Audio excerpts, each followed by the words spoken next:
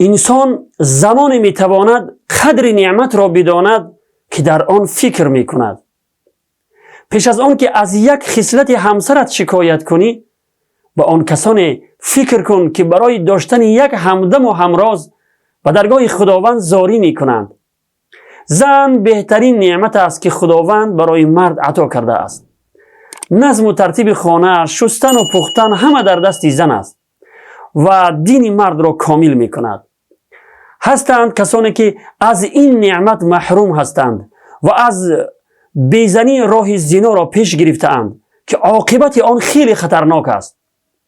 پیش از آن که از شوهر و خاندان شوهرت شکایت کنی، به آن زنان فکر کن که از شوهر جدا شده در خانه پدر خوار و ذلیل شده اند و حتی به تنفروشی و دیگر کارهای پست دست زده آبروی خود و خانواده اشان را بردند. از جهت بیشوهری مردم درباره اشان دروغ‌هایی را می‌بافند که از آن رنج میبرند.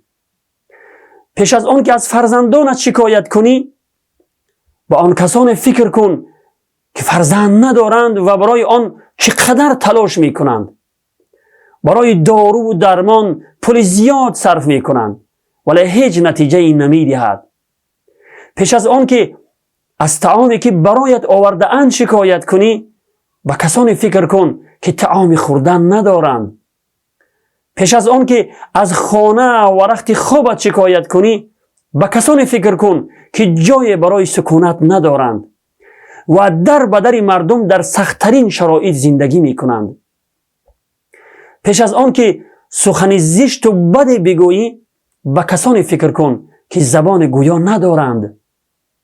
پیش از آن که با این چشمانت به چیزهای حرام نظر می کنی، با کسانی فکر کن که نابینا هستند و در آرزوی بینا شدن هستند. خلاصه هر نعمتی که الله به تو داده است، با آن کمی فکر کن و شکر آن را بجا آر. خداوند عزوجل می فرماید: استعیذ بالله و اذ تأذن ربکم لئن شکرتم لأزیدنکم و لئن کفرتم ان عذابی لشدید. و به یاد آورید هنگامی را که پروردگارتان اعلام کرد که اگر شکرگزاری کنید یقینا نعمت خود را بر شما افزون می دهم، یعنی نعمتهای فراوان به شما عطا می کنم و اگر ناسپاسی و ناشکری کنید بیگمان عذاب من سخت است. گر شکر کنی نعمتت افزون شود، گر شکر کنی نعمتت افزون شود، ور نکنی از کفت بیرون شود. والسلام علیکم و رحمت الله و برکاته.